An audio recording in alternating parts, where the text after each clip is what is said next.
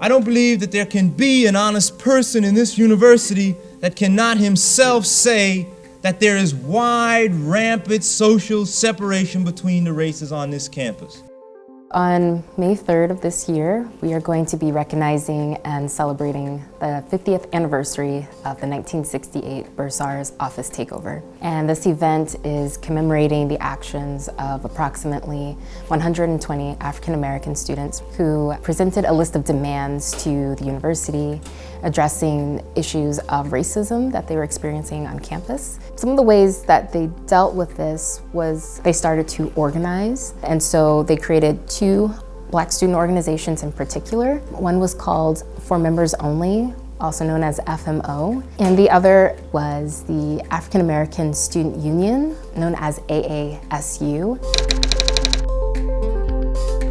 On April 22nd, 1968, members of For Members Only and AASU met together and they created a formal list of demands that they presented to the university. One being that Northwestern University increase the admission of Black students. They asked that the university would increase scholarships for Black students. They asked that the university would offer separate living units for Black students. They also wanted to have a Black student union.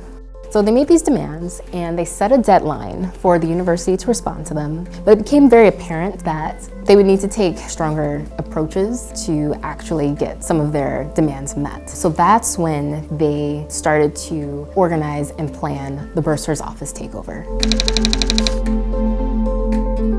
So on the morning of May 3rd, students met at the Bursar's office. They actually created a diversion to remove guards from the office. Then there were students who were across the street hiding in the bushes. They quickly ran into the building and they were able to lock the doors, chain them. And then students from different sides of the buildings were coming in through the windows, and that's when the takeover took place.